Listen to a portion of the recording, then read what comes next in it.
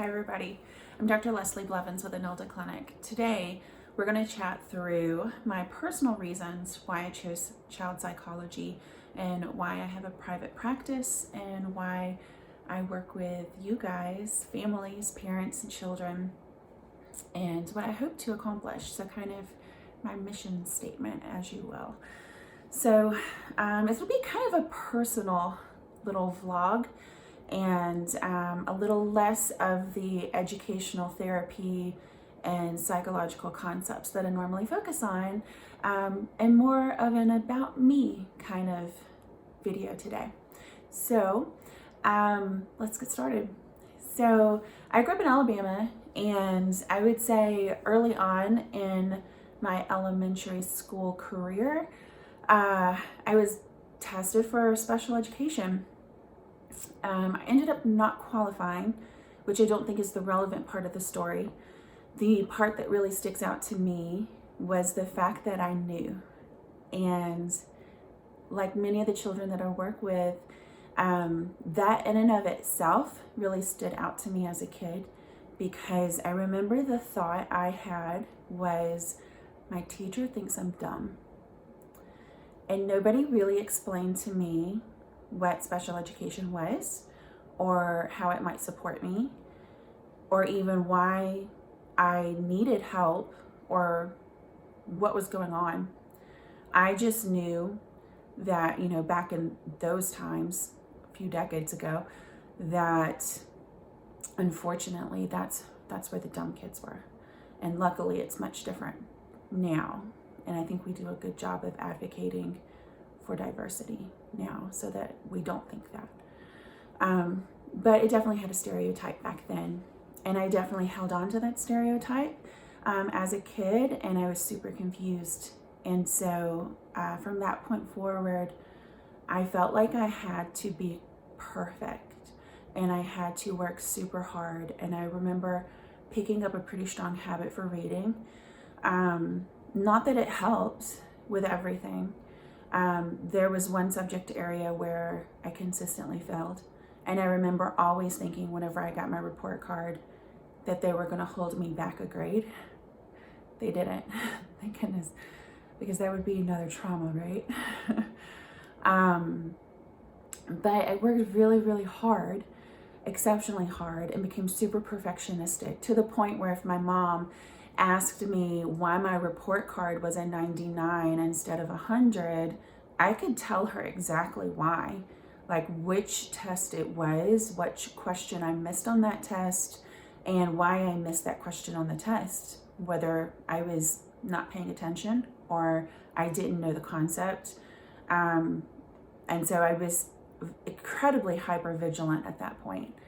And all of this is to say that the emotional side of education, I think it's actually amplified these days for our kids with standardized testing and with the focus on grades and with the focus on children becoming increasingly independent and competent in earlier and earlier grades.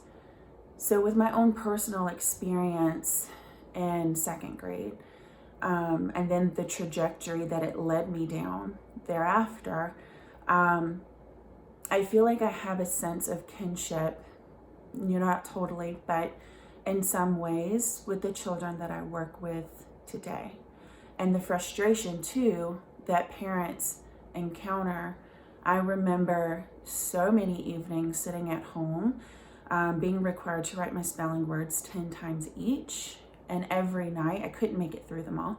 Every night I would start over. So I only did like 3 spelling words of my list, and I failed every spelling test.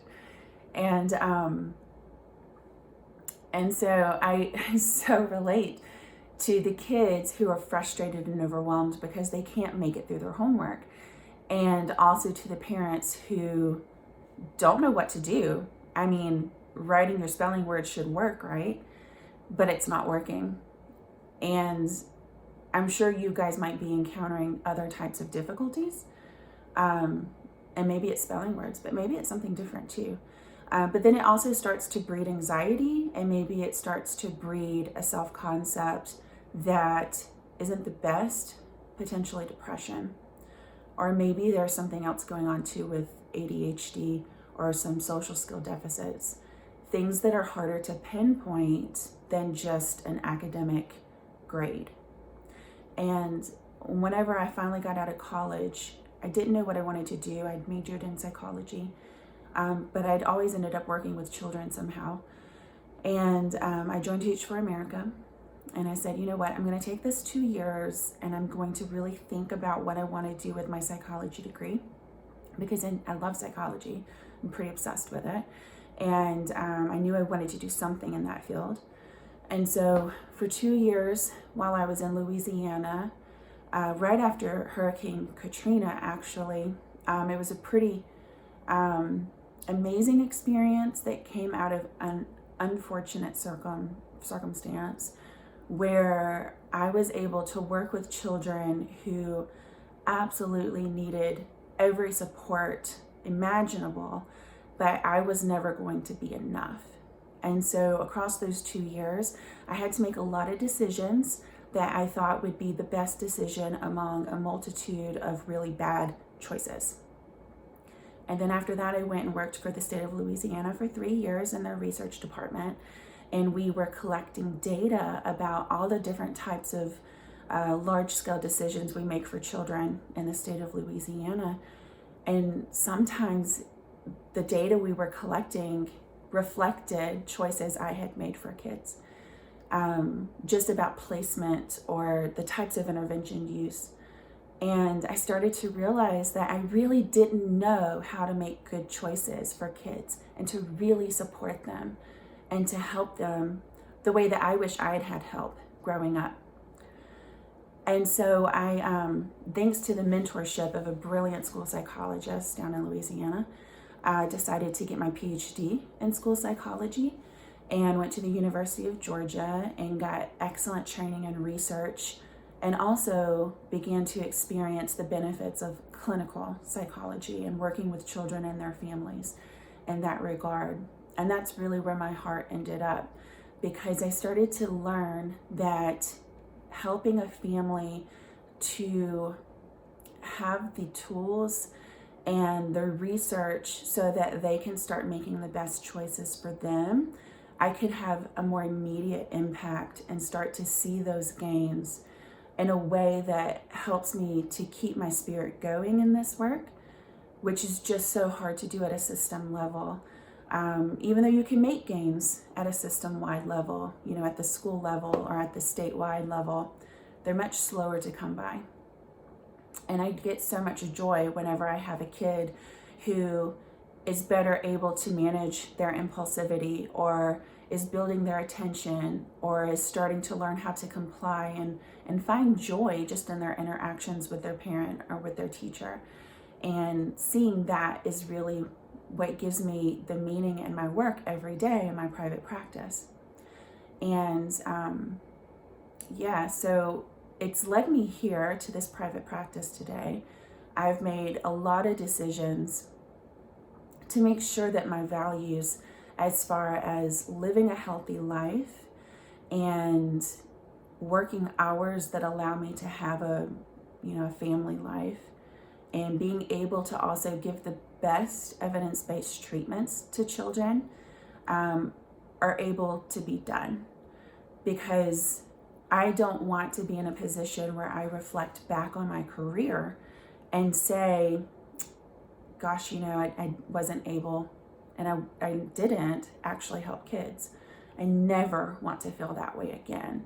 I want to feel like every time I work with a patient that I am giving them the best and the most evidence-based treatment, and I'm able to collaborate with their teachers and with their parents and other caregivers so that that kid gets the best outcomes possible and feels good. So that is my journey, my emotional journey. I hope that maybe this was helpful for you. Even if it's not something that leads you to reach out to me, maybe for the parents out there, whenever you're thinking about whether or not it's worth getting your kids some extra support, are looking at a different type of support you haven't tried yet, maybe this video will help you to kind of think through that decision thinking process and what it would mean for your child to have a new toolbox. So yeah, all right. It's good to see you guys today, and I'll see you next time.